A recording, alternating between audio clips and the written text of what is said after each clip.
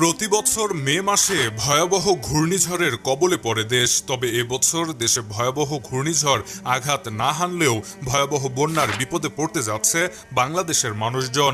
ইতিমধ্যে পূর্বাভাস দেওয়া হয়েছে আগামী 2-3 দিনের মধ্যে ভয়াবহ বন্যা পরিস্থিতির সৃষ্টি হতে পারে বাংলাদেশের বেশ কয়েকটি জেলায়। দেশের অভ্যন্তরে ব্যাপক বৃষ্টিপাতের কারণে ধেয়ে আসছে ভয়াবহ বন্যা।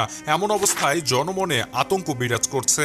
অসময়ে এমন বন্যার সৃষ্টি হলে ভয়াবহ বিপদে পড়বে সাধারণ মানুষজন। এদিকে দেশের অভ্যন্তরে ব্যাপক বৃষ্টিপাতের কারণে নতুন নতুন এলাকা তলিয়ে যাচ্ছে। নদীবেষ্টিত বিভিন্ন এলাকায় পানি বাড়ার প্রবণতা দেখা গেছে। এমনকি বিভিন্ন জায়গায় বন্যার পানির কারণে নদীপাড়ের নিম্নাঞ্চল প্লাবিত হয়েছে।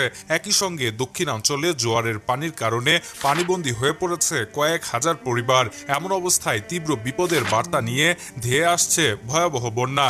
এদিকে অসময়ে হঠাৎ করে আসা ভয়াবহ এই বন্যায় ব্যাপক আকারে বিপদে পড়তে যাচ্ছেন নদীপাড়ের মানুষজন। বিশেষ করে গোমতী, মুহুরী ও ফেনী ইত্যাদি নদীর পানি সমতল দ্রুত বৃদ্ধি পাচ্ছে। এর ফলে ফেনী সহ ওই এলাকায় ভয়াবহ বন্যা পরিস্থিতির সৃষ্টি হলে গতবারের মতন ভয়াবহ মানবিক বিপর্যয় নেমে আসতে পারে। কারণ এইসব এলাকার মানুষজন বন্যার সাথে অতটা অভ্যস্ত নয়। এইসব এলাকায় বন্যা পরিস্থিতির সৃষ্টি হলে মানুষের কষ্টের শেষ থাকবে না। শাহরিয়ার আলম।